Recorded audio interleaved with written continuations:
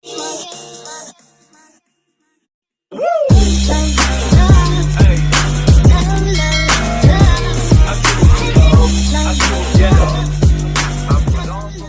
new Miss Universe is...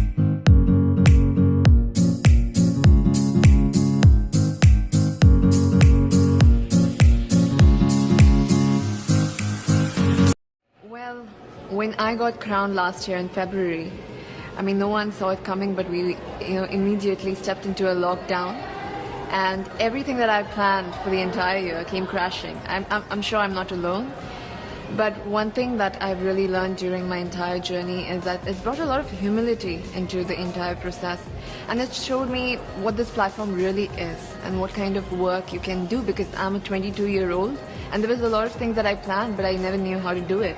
And to just see how I could surpass all the limitations and really reach out to people and get the work done, it was very inspiring for me. Absolutely, I feel like it was very challenging. It really tested me to a point that even I got COVID during the entire process, very close to the pageant. And I felt at that moment I was in a mess, because it was very close to the pageant. There were a lot of things to do, but I feel like I built that resilience and even that positive outlook to the entire journey that it's had. It's just made me a much more stronger person and with a bigger picture in my mind. Now I don't look at small goals, I look at the entire picture, and you need to, at this point, start looking at a society frame of mind. I feel even globally when we are speaking, we usually talk, okay, it's my country, my area, my district, but with Corona coming into the picture, I feel now we need to talk about global unity. That's where it's pushing, and that's the direction of every dialogue that I can see. So I feel that's something that I learned during my process, and that's something I would want to translate into my work. I've seen a lot before coming here. Even when I talk about it, I get goosebumps, because I've seen mass cremations, I've seen people lying out of the hospitals, and it's a very difficult situation to be in and to just witness people suffer. But the source of strength that I have it comes to me from the people, because I've also witnessed the young people getting together and using social media like Instagram, Facebook to really reach out to each other and to help help each other with oxygen cylinders.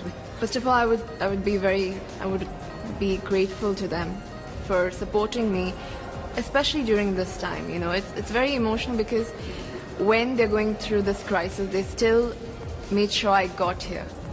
They still made sure I was fine, I got here, and they're sending love. I have so many people, young people that have gotten the virus, and they're still sending me messages like, do it, you can do it, you're doing so great. And I feel it's when people support you during their difficult times, you can see the love really shining, and that's the kind of blessing that I've got this time. I want to thank them for that, and I want to say that even if I'm here, my heart solely lies in India.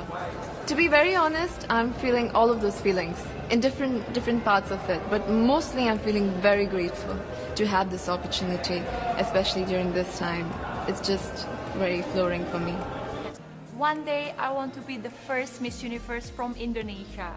It was like 5 years old, but then I say to myself, it means that nobody is gonna be the winner of Miss Universe from Indonesia if I pray like that, right? Because I was saying like the first, but then it turns out until right now nobody has become the Miss Universe from Indonesia. So I hope what I pray it becomes true. To be honest, since I was a kid, it was thinking about only princesses, right? I'm not lying, I'm not naive. But since I grow up, it becomes more than just a crown. It becomes more than just someone who's famous. But you have a voice. You have a voice that is really meaningful to everyone, to inspire others. That you have a value that you can work on to inspire them to work together with you. Especially I have my cause that is Senyum Desa or Smiling Village, which is we are focusing to help those people in remote areas because they are living in different quality with us, right? Especially Indonesia is a developing country.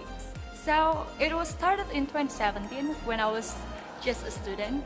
Together with my friend, we started to do the charity. But when we think it's not only gonna be like this, you know, because we want more and more. So we need to make it formal, legally.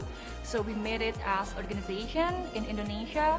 And after I won the competition, from only 20 people or 30 people, it becomes 800 people around Indonesia. So we open national recruitment, and every time we visit to the charity, we open the libraries. The fun moment, you know, I met amazing people more and more every day. I learned things that I never know. I even learned how to do my own hair. How to do my makeup that is more correctly and perfectly, my nails too. Like, come on, right? So I become more independent right now. I become more cheerful. Like, I always talk to people. Great, yes, that's true. Because, you know, people before don't trust me that I cannot speak in English. Now, here I am. So nothing is impossible. That is also my hashtag that I always share since 2017. My first pageant in Indonesia for Go to Miss Universe when I was 19 years old. So this is my second. It feels like a dream come true, for real. Because this is every woman's dreams in the world, you know, to represent their country, to meet all the beautiful ladies, to share their cause. Because they are not only a woman that is beautiful and pretty, tall, but they have the confidence, they have the cause to fight for and to work together with the world. Thank you. It feels amazing. I cannot believe that I'm here. You know, with the COVID situation, I'm so glad that we're all here and that there's so many girls that are able to be a part of this competition. And what it makes me realize is that the world isn't that big. When you see all the girls in the auditorium together from different countries and everyone is so nice and so lovely, they're so warm, and I can't wait to get to know everyone. And also it's so unique to see that everyone was born into such different cultures, different languages, but we're all here together to tell our stories.